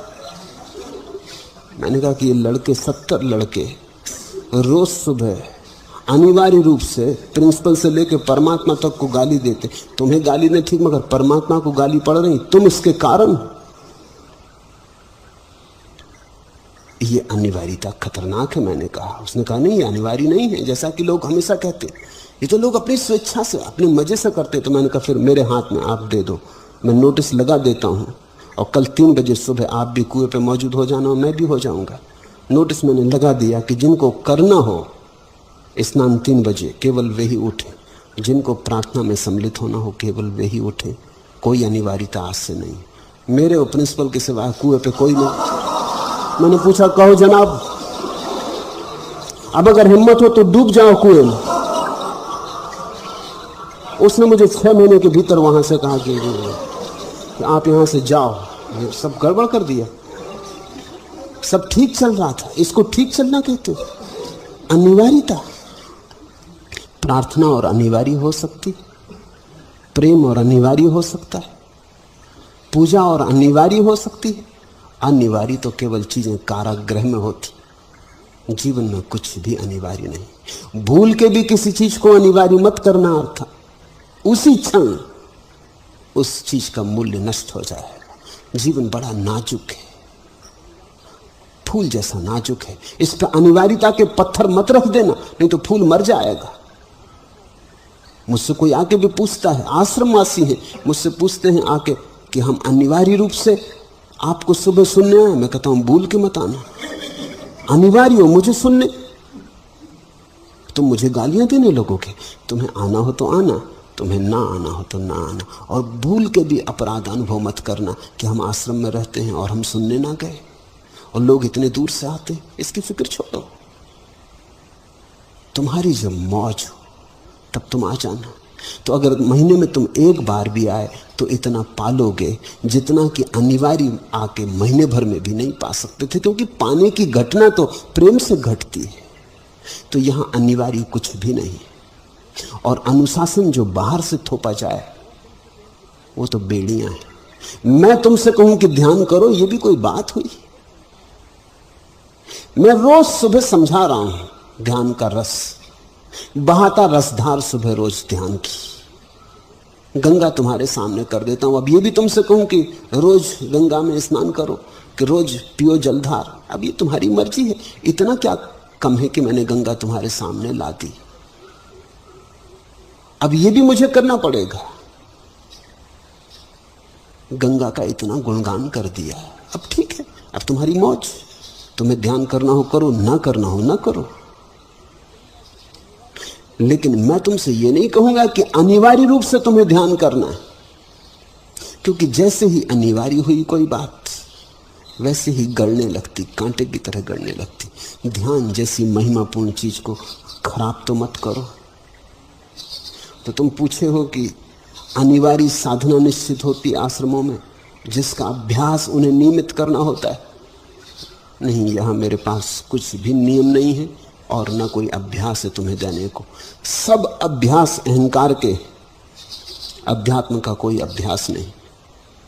मैं तो कहता हूं जागो, इति ज्ञानम, यही ज्ञान है। इति ध्यानम, यही ध्यान है। इति मोक्षा, यही मोक्ष है। तुम जाग के जीने लगो, ध्यान तुम्हारे 24 घंटे पे फैल जाएगा। ध्यान कोई ऐसी चीज थोड़ी कि कर लिया सुबह उठ के और भूल गए फिर।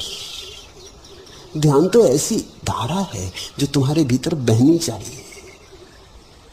ध्यान तो ऐसा सूत्र है जो तुम्हारे भीतर बना रहना चाहिए, जो तुम्हारे सारे कृत्यों को पिरो दे एक माला में। जैसे हम माला बनाते तो फूलों को धागे में पिरो देते, फूल दिखाई पड़ते, धागा तो दिखाई भी नहीं पड़ता। ऐसा ही ध्यान होना चाहिए, दिखाई ही ना पड़े। जीवन के सब काम, उठना बैठना, खाना पीना, चलना बोलना सुनना, सब फूल की तरह ध्यान में अनसयुत हो जाए, ध्यान का धागा सब में फैल जाए। तो ध्यान तो मेरे लिए जागरण और साक्षी भाव का नाम है। और जब मैं न रहूंगा तब निश्चित ये उपद्रव होने वाला है, क्योंकि कोई ना कोई योग चिन्ह में इस कुर्सी पर बैठ जाएंगे। इस मुश्किल ये कुर्सी खाली थोड़ी रहेगी, कोई ना कोई चलाने लगेगा अनुशासन। जिस दिन अनुशासन चलने लगे उस दिन समझना मेरा संबंध टूट गया इस जगह से। जिस दिन यहां नियम हो जाए, अनिवार्यता हो जाए, अभ्यास हो जाए, उस दिन जानना ये मेरा आश्रम न रहा, ये एक मुर्दा आश्रम हो गया जो जुड़ गया दूसरे मुर्दा आश्रमों से। मेरे जीते जी ऐसा न हो सकेगा। मैं स्वयं जी रहा हूं और तुम्हें भी जिंदा देखना चाहता हूं, मुर्दा नहीं। मैं तुम्हें साधक नहीं मानता, मैं तुम्हें सिद्ध मानता हूं, और मैं चाहता हूं कि तुम भी अपनी सिद्ध अवस्था को स्वीकार कर लो। मैं चाहता हूं कि तुम भी कह सको, अहो मेरा मुझको नमन।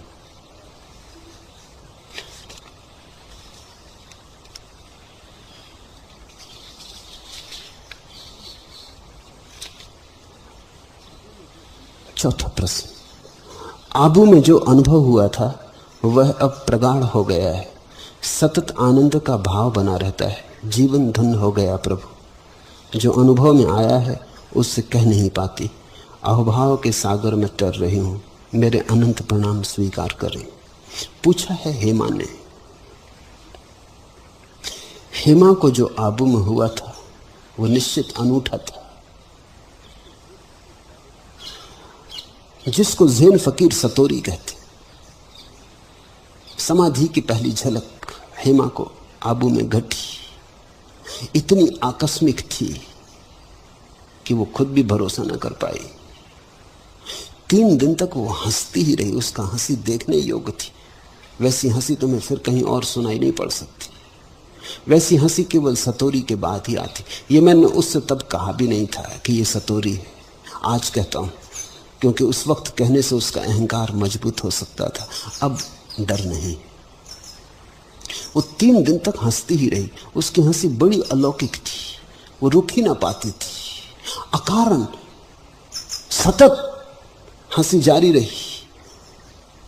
ऐसा बोधि धर्म के जीवन में उल्लेख है, जब उससे पहली दफा समाधि उपलब्ध हुई तो वो हंसता रहा 3 दिन तक। हंसता रहा इस बात पे कि भरोसा ही ना आए कि क्या हो गया, और ऐसा रस और ऐसी गुदगुदी कि भीतर से कोई गुदगुदाए जा रहा है, अपनी सीमा में ना रहा। उसके परिवार के लोग चिंतित भी हुए कि ये पागल हो गई। स्वभावतः मिनट 2 मिनट की हंसी भी कठिन मालूम होने लगती। हम रोने के ऐसे आदमी कि अगर आदमी 3 दिन रोता रहे तो कोई पागल ना कहेगा, देखो मजा, उसको हम स्वीकार करते हैं। लेकिन अगर कोई आदमी 3 दिन तक सतत हंसता रहे तो पागल निश्चित हो गया। यहां आनंदित होने में बड़ा खतरा है। यहां लोग ऐसे दुख में रहे हैं कि दुख को तो स्वीकार करते हैं, आनंद तो संभव ही नहीं है, ऐसा मान लिया है। सिर्फ पागलों को हो सकता है। सिगमंड फ्रायड ने अपने जीवन भर के अनुभवों के बाद लिखा है कि आदमी सुखी हो ही नहीं सकता। 40 साल का सतत मनोविश्लेषण, हजारों रोगियों का इलाज, और उसके बाद उसका यह अनुभव कि आदमी सुखी हो ही नहीं सकता, यह असंभव है। दुख आदमी की नियति। तो जब सिगमंड फ्रायड जैसा विचारशील व्यक्ति ये कहे तो सोचना पड़ता है कि जरूर दुख आदमी की नियति बन गया है। कृष्ण अपवाद मालूम होते, नियम नहीं। बांसुरी लगता नहीं कि बच सकती जीवन में, और कभी कभी जब हम बांसुरी में डूबते भी हैं तो सिर्फ इसलिए कि जीवन का दुख भूल जाए, और कुछ नहीं। बांसुरी में हमें रस नहीं है, जीवन का दुख भुलाने का एक उपाय है, विस्मरण की एक व्यवस्था है। हेमा जब हंसी थी तो वह हंसी वही थी जो बोधि धर्म की हंसी थी। वो 3 दिन तक हंसती रही। उसके परिवार परिजनों में तो बड़ी घबराहट फैल गई। उसके परिवार और परिजनों में से जो मुझे सुनने आते थे उन सब ने आना बंद कर दिया। हेमा तो पागल हो गई। लेकिन बड़ी अनूठी घटना घटी थी। पूछा है उसने, आबू में जो अनुभव हुआ था वह अब प्रगाढ़ हो गया है। सतत आनंद का भाव बना रहता है, जीवन धन हो गया। प्रभु जो अनुभव में आया उसे कह नहीं पाती, अहोभाव के सागर में तैर रही हूं। अब हंसी खो गई है, वो उद्वेग चला गया, क्योंकि वो उद्वेग तो प्राथमिक क्षण में ही होता है। फिर तो हंसी धीरे धीरे रोए रोए में समा गई। अब वो प्रफुल्लित है, आनंदित है, एक स्मित है व्यक्तित्व में। अब रस सिर्फ ओंठों में नहीं है। जब पहली दफे घटता है तो हंसी बड़ी प्रगाढ़ होती, फिर धीरे धीरे हंसी संतुलित हो जाती, धीरे धीरे व्यक्तित्व में समा जाती। एक सहज अहोभाव और एक आनंद का भाव निर्मित हो जाता है। निश्चित ही जो अनुभव में आया है वो कहती उसे कहा नहीं जा सकता, कोई उसे कभी नहीं कह पाया है।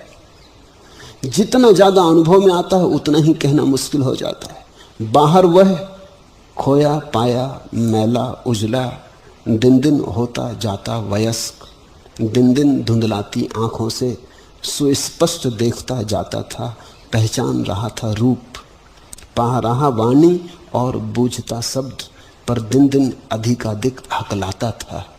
दिन पर दिन उसकी घिघी बंधती जाती थी। धुंध से ढकी हुई कितनी गहरी वापिका तुम्हारी, कितनी लघु अंजलि हमारी। हाथ हमारे छोटे, प्रभु का आनंद लोक बहुत बड़ा है। धुंध से ढकी हुई कितनी गहरी वापिका तुम्हारी, कितनी लघु अंजलि हमारी। जितना ही कोई जानता है उतना ही हिकलाता है, जितना ही कोई जानता है उतनी ही घिघी बंधती जाती, कहने को मुश्किल होने लगता है। जो कहना है वह तो कहा नहीं जा सकता, उसके आसपास ही प्रयास चलता है। तो ठीक जो अनुभव में आया उसे कह नहीं पाती, अहोभाव के सागर में तैर रही हूं, उसे कहने की फिक्र भी मत करना, अन्यथा उस चेष्टा से भी तनाव पैदा होगा। समाधि बहुत लोगों को घटती है, बहुत थोड़े से लोग उसे कहने में थोड़े बहुत समर्थ हो पाते। हेमा से वो नहीं होगा। उस चेष्टा में पड़ेगी तो उसके भीतर जो घट रहा है उसमें अवरोध आ जाएगा, बाधा आ जाएगी। कहने की फिक्र ही मत करो। अगर बहुत कहने का मन होने लगे, और होगा मन, क्योंकि जब भीतर कुछ घटता है तो हम बांटना चाहते, साझीदार बनाना चाहते औरों को। जब रस भीतर बहता तो हम चाहते हैं किसी और को भी मिल जाए। लोग इतने प्यासे हैं, लोग इतने भूखे हैं, लोग इतने जल रहे हैं, तो बांटने की इच्छा पैदा होती। लेकिन जब भी कहने का सवाल उठे तो कहने की जगह हंसना, हेमा, नाचना, गुनगुनाना उससे आसान होगा। शब्द तुम ना बना सकोगी, शब्द तुम्हारा संभव नहीं होगा। कुछ और ढंग से तुम्हें कहना होगा, जैसे मीरा ने कहा, गुनगुना के कहा, बुद्ध ने कह के कहा, जैसे चैतन्य ने कहा, ले गए, लेके मंजीरा और मृदंग नाचते हुए कहने लगे। अपना ढंग खोजना होगा। शब्द निश्चित तुम्हारा ढंग नहीं। हंसो, नाचो, गुनगुनाओ, हजार ढंग हो सकते, लेकिन अपना ढंग खोजना ही पड़ता है जब घटना घट जाती। नहीं तो भीतर कुछ उबलने लगता है और भीतर कुछ तैयार होता है, पकता है, और हम उसे बांट ना पाए तो बोझिल होने लगते। जैसे वर्षा के मेघ जब भर जाते जल से तो वर्षा होती। वर्षा स्वाभाविक है,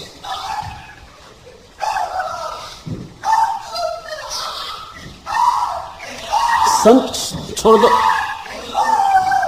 छोड़ दो उन्हें, छोड़ दो, छोड़ दो उन्हें,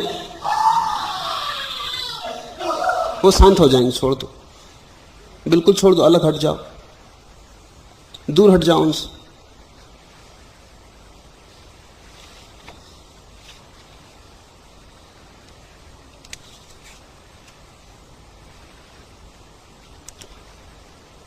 प्रत्येक को अपनी विधि, अपनी व्यवस्था खोजना पड़ती है। अभिव्यक्ति सभी के लिए एक जैसी नहीं हो सकती। फिर स्त्री पुरुषों में भी बड़ा फर्क है। इसलिए तो तुम्हें स्त्री सद्गुरु बहुत कम दिखाई पड़ते हैं। उसका कारण ये नहीं कि स्त्रियां मोक्ष को उपलब्ध नहीं हुई। मेरे देखे तो स्त्रियां मोक्ष को ज्यादा आसानी से उपलब्ध हो सकती हैं बजाय पुरुषों के, क्योंकि पुरुषों के अहंकार को गिरने में बड़ी देर लगती, स्त्रियों का अहंकार बड़ी सरलता से गिर जाता है। लेकिन फिर भी तुम्हें बुद्ध, महावीर, पार्स, कृष्ण, क्राइस्ट, शंकर, नागार्जुन ऐसे पुरुषों की श्रृंखलाबद्ध कतार दिखाई पड़ती। ऐसे स्त्रियों के नाम लेने जाओ तो उंगलियों पे भी नहीं गिने जा सकते। कभी कोई सहजो, कोई मीरा, राबिया, थेरेसा, बस ऐसे 3-4 नाम हैं। इसका यह अर्थ नहीं है, इस गलत तर्क में मत पड़ जाना कि इसलिए स्त्रियां मोक्ष को उपलब्ध नहीं हुई, या स्त्रियों ने पाया नहीं, या स्त्रियां पा नहीं सकती। स्त्रियों ने पाया उतना ही जितना पुरुषों ने, शायद थोड़ा ज्यादा, लेकिन स्त्रियां शब्द में नहीं कह पाती, यह अड़चन है। और बिना शब्द में कहे तुम्हें बुद्ध का पता ना चलता अगर बुद्ध ने शब्द में ना कहा होता। अगर बुद्ध चुप बैठे रहते बोधि वृक्ष के नीचे, किसी को कानों कान खबर ना होती। अगर मैं न बोलूं तो तुम यहां ना आ सकोगे। मैं तो न बोल के भी मैं ही रहूंगा, क्या फर्क पड़ेगा मेरे न बोलने से? मेरे लिए कोई फर्क ना पड़ेगा, लेकिन तुम ना आ सकोगे। तुम मुझे सुनने आए हो, सुनते सुनते शायद तुम फंस भी जाओ, सुनते सुनते शायद तुम मेरे साथ उलझ भी जाओ, सुनते सुनते शायद तुम मुझ में धीरे धीरे पक जाओ। लेकिन आए थे तुम सुनने, सुनते सुनते शायद तुम गुनने भी लगो, गुनते गुनते शायद तुम गुनगुनाने भी लगो। मेरे पास बैठते बैठते हो सकता है ये पागलपन तुम्हें भी छू जाए, तुम मतमस्त हो जाओ। लेकिन तुम आए थे मुझे सुनने। शब्द की गति है जगत में, शब्द के अतिरिक्त और कोई संवाद का उपाय नहीं दिखाई पड़ता। इसलिए स्त्रियां सद्गुरु तो हुई, लेकिन उनका पता भी नहीं चल सका। ज्ञान को तो उपलब्ध हुई, लेकिन वो गुरु न बन पाई। शिष्य तो शब्द सुनने आते।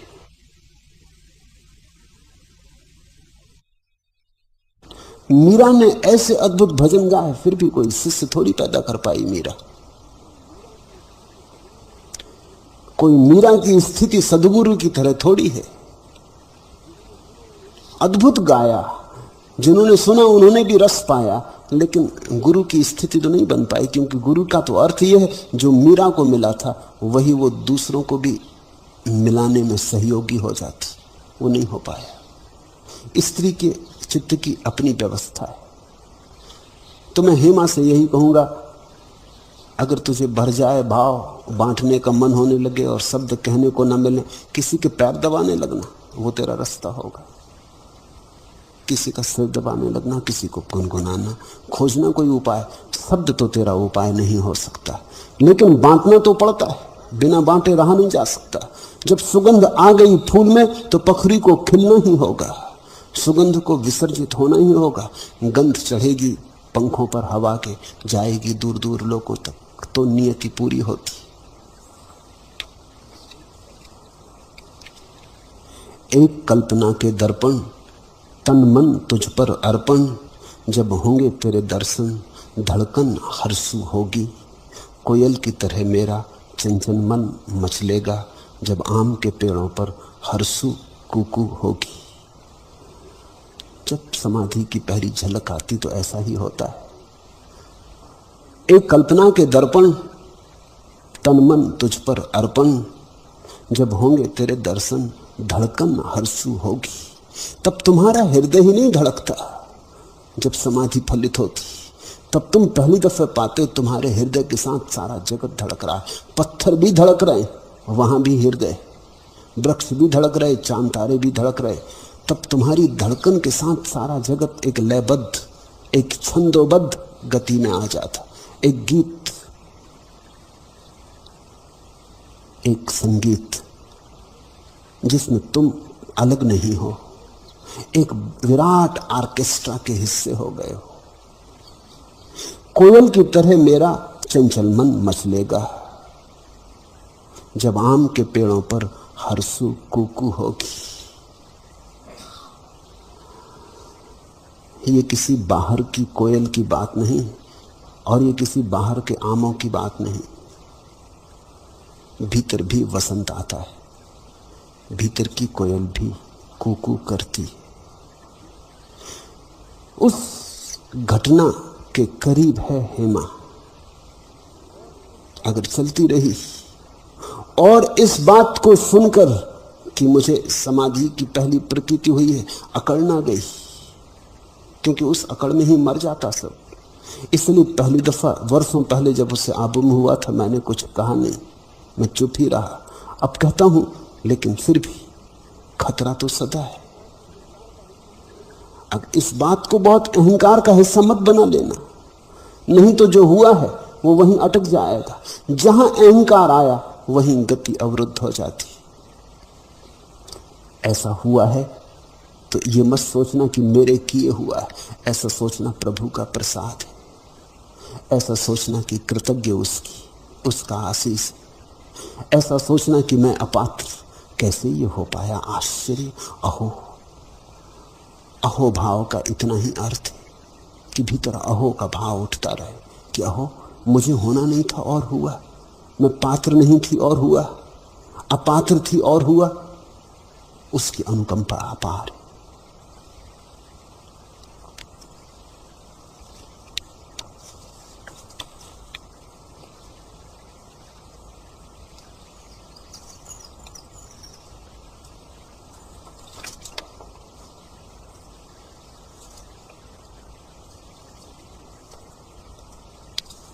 आखिरी प्रश्न, गर जाम नहीं हाथों में तो आंखों से पिला दे काफी है। अब जीने की है फिक्र किसे, तू मुझे मिटा दे काफी है। अब डोर तेरे ही हाथों में जी भर के नचा दे काफी है। ना होश रहे बाकी ऐसा पागल ही बना दे काफी है। अब अमृत की है चाहे किसे, तू जहर पिला दे काफी है। पूछा है हंस ने। हंस के पास कवि का हृदय है और ठीक जो उसके हृदय में हो रहा है वही इन शब्दों में बांध दिया है। जो अभी हृदय में हो रहा है, जिसकी अभी थोड़ी थोड़ी झलक है, वह कभी समय पाकर ठीक अवसर पर ठीक मौसम में पका हुआ फल भी बनेगा। तुम नाचोगे, तुम मस्त होके नाचोगे। और जो व्यक्ति जहर पीने को राजी हो गया मस्ती में, उसके लिए जहर भी अमृत हो जाता है। जो प्रभु के साथ चलने को राजी हो गया है, सब स्थितियों में चाहे जहर पिलाए तो भी, चाहे नरक में फेंक दे तो भी, उसका नरक समाप्त हुआ। अब उसके लिए स्वर्ग ही स्वर्ग है। गर जाम नहीं हाथों में तो आंखों से पिला दे काफी है। अब जीने की है फिक्र किसे, तू मुझे मिटा दे काफी है। अब डोर तेरे हाथों में जी भर के नचा दे काफी है। न होश रहे बाकी ऐसा पागल ही बना दे काफी है। अब अमृत की है चाहे किसे, तू जहर पिला दे काफी। ये होगा, पिलाऊंगा, ये घटना घटेगी। भरे आशा से, प्रतीक्षा से, स्वीकार से तुम तैयार रहो, ये घटना घटेगी। ये घटना घटनी शुरू ही हो गई। ये तुम्हारे गीत में तुमने जो भाव बांधा है, उसी सुबह की पहली किरण प्राची लाली होने लगी, प्राची पर लाली होने लगी। सूरज उगेगा, सूरज उगता ही है। हम जरा राजी भर हो जाए। हमारे नाराजी होने पर भी सूरज तो उगता ही है, लेकिन हम आंख खोल के नहीं देखते, तो हम अंधेरे में ही रहे आते हैं। आंख बंद तो हमारी रात जारी रहती। जब हम राजी हो जाते हैं तो हम आंख खोल के देखने की तत्परता दिखाते। सूरज तो उगता ही रहा है। हर रात के बाद सुबह, हर भटकन के बाद पड़ाव, हर संसार के बाद मोक्ष। बस हम आंख खोल के देखने को तैयार हो। हरिओम तत्सत। आज इतना ही।